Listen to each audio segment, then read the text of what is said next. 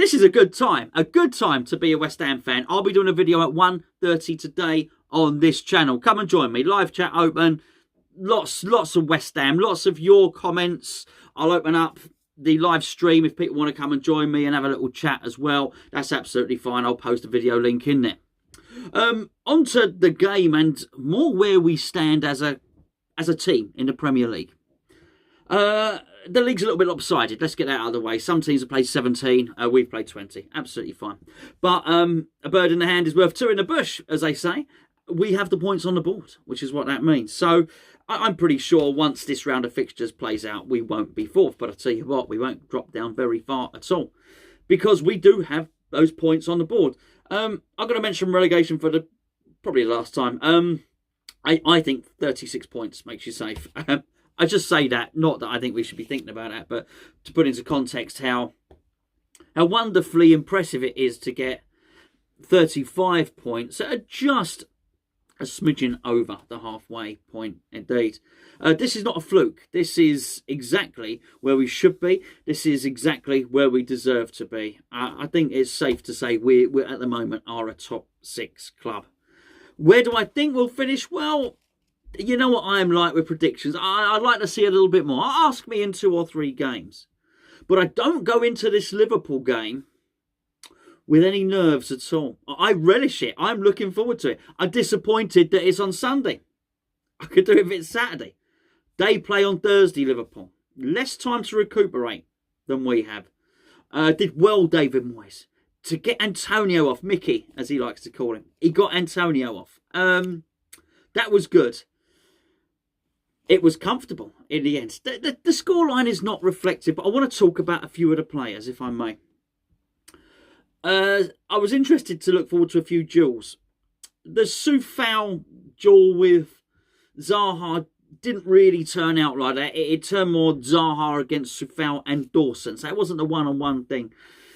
But he was brilliant again. I mean, I certainly didn't feel at any point that Zaha embarrassed him. Zaha's a bag of tricks. He can sort of manipulate the ball. A bit of a poor man's Ronaldinho, a very poor man's Ronaldinho without the smiling. He whinges, a grimace where Ronaldinho's smile used to be. But he can manipulate the ball. He can roll his foot over the top of the ball and flick it the other way. And I never felt he got into any of his tricks or he got into any of his dribbles, which was a really good plus as far as Soufal's concerned. I think you're looking at it, and with the exception of Marcus Rashford not looking, and that was at right wing back, where we don't, I say we don't like him, where I don't like him.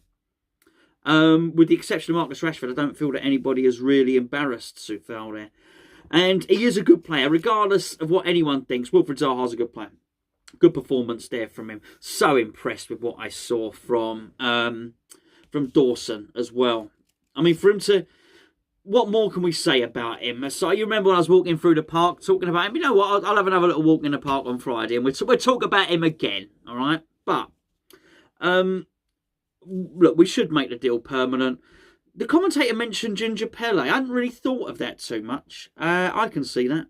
I can see where that comparison has come from. Sort of no-nonsense defender. He has bought into West Ham. The attitude and the team ethic that the team have is magnificent. I'm not going to go through all the players, by the way. What I do want to say about Aaron Cresswell, though, is he is a bit of a Rolls Royce, an old Rolls Royce, if you like.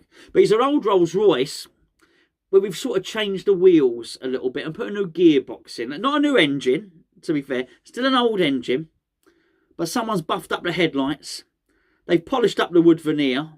And they put some leatherette on the upholstery, and he looks like a player reborn. But he's classy. His technique is really good. His technique is better than ever. At some point, I took some footage. We had massive access for the last season at Upton Park. Got loads of footage of Upton Park, and I used to. If you look at some of our earlier vlogs, you can actually see I'm pitch side. I used to take take footage of the players. And I've got some footage somewhere of Aaron Cresswell warming up, and I'll dig it out and I'll upload it onto the site. And He was really good. Even then, I thought this is a player with really good technique. And it's just so evident in the way that he delivers the ball. He's absolutely fantastic. I think we can't really go much further in this conversation. I say conversation, I'm basically talking to a gadget at the moment. But I know the message will reach you.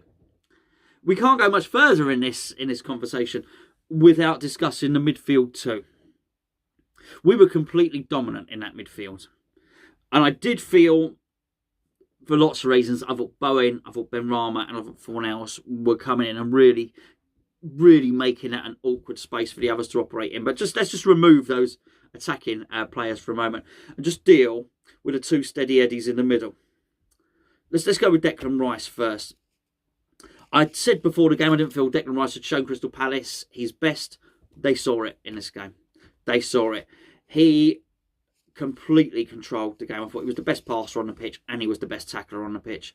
And well, that's really something, isn't it? If you can do that, and particularly in the middle of the central midfield. His partner in crime, Soucek, has got the gift of timing. Poor old Frank Lampard got sacked. For as somebody said on here, he got sacked rummaging through the Chelsea canteen, so they had to dismiss him. Alas, unfortunately, he had that knack of timing his runs late, getting into the box. The ball would come across. He just timed the run beautifully. I'm not sure if you can coach it. I'm guessing you can't. I thought if you could coach it, everybody would do it, right? But they don't. It's that instinct to sort of read danger and sniff out a chance. Strikers do it, but in a different way. They take a step forward, then take 2 steps back to create a bit of space and side foot the ball. Antonio's getting quite good at creating that little yard of space. It's a different skill for a central midfielder, and it is timing the runs. And he's absolutely brilliant at it. And the first goal was exactly that. Actually, let's not let that pass without just talking about Antonio briefly there again, because that was a hell of a little bit of improvisation. I thought his last goal, where he sort of hooked the ball from behind him, was an improvised finish as well. So that was an improvised assist. It's funny. He's unorthodox, Michail Antonio, and I think sometimes he does things in a way, because he hasn't, I think, had the traditional coaching as much. He's not spent his life in a professional academy. He does these sort of strange things. He sort of contorts his body to make contact with the ball sometimes. It don't always work. But I think his previous goal was an excellent finish, and we saw that very much then. And the way he set up Soucek for this goal was, again, just a weird sort of technique, which worked tremendously well. And then he's got a second goal. A wonderful goal. Antonio nearly got on the end. Antonio's probably walking away thinking, why did I match the Norwich game? How come I didn't get 4 goals in that game? He will consider himself very unlucky not to, of course. But the ball came through. The way he cushioned it on his thigh and just sort of took the sting out of the ball. I think if I'm right, he cushioned it on his left thigh and then cushioned it down and then slotted it home with his right foot. Really, really good technique. I mean, really, really good technique to do that. He's got to do a lot of things. He's got to watch the ball, the flight of the ball through the air to come over from Cresswell. Another assist, by the way. Not only has he got to watch that, he's got to watch it, control it onto there, and then make sure it's going onto his foot, all the while looking where the goal is, looking where the keeper is. And, you can only sort of look once, look there, and it's very impressive. If you break that down, it's very, very impressive. Cresswell was... I've mentioned Cresswell already, but, another assist from him. Bowen had sacrificed himself to a certain extent, as I mentioned in the review. You've all heard what I've got to say about that. So I was pleased that he got his assist. Just to move very quickly back on to Michail Antonio there. He did work so hard. I feel he's at full fitness. I do. That's it. Tommy gave the analogy. He's like a train. Slowly gets up to full fitness. We're at full locomotive Antonio now. There ain't no stopping him. Well, there is. An injury will stop him. But he's going to run. Sorry, beg your pardon. Actually cut out then.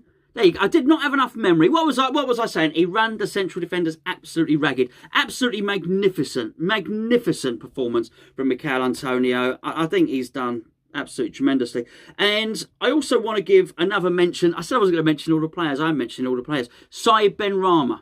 Saïd Benrahma was brilliant today, and he won the battle. He won the battle of the tricky wingers. I didn't think they knew what to do with him. There was one particular bit of skill down the right-hand side. Once the pitch had sort of dried out, he was sort of trapped on the corner, twisted, turned, worked his way back, and he tried to play the ball over Antonio. I thought it was a good ball. I think maybe the defender actually did very well there. On a day when really he will feel that he's proven himself to the club because he's made himself a permanent fixture and a permanent signing. Absolutely wonderful. I just want to say Fornals as well. Worked his arse off. I'm allowed to say arse? I swore yesterday. I do apologise for that, of course. All in all, really, really good. I think what we're going to have to do is we're going to have to really deal with the manager and we're going to have to deal with the backroom team and talk about them. Just wonderful from David Moyes. I will do a bigger video, more videos on that because we're already, sort of past the 10-minute mark. I loved David Moyes' attitude in the build-up. I loved his attitude afterwards. I loved the way he wasn't completely pleased about the performance. He's annoyed with a goal. He was annoyed with a few things that happened during the game. I'm not worried. He doesn't have a contract yet. I'm not worried. I think he wants to build something. He seems to really be intent on almost mirroring what he did at Everton. Anyway, look, I don't want to bang on for too much longer. I'm gonna see you today, 1:30 on this channel. Come and join me, live chat. If you want to contact me earlier about getting involved and coming on, we'll open up the chat. We'll get everybody involved. Let's be fair. I'm sitting around not doing anything anyway. I'll look forward to seeing you then. Enjoy your morning, enjoy your afternoon. You've got to be happy now. If you can't be happy now as a West Ham fan, when you're going to be happy? Look at the league table. Suck it up, as I'm watching it at the moment. Arsenal had beaten Southampton 2-1. But even then, Arsenal played the same games as us. They got 5 points less. They're in 8th. These are good times.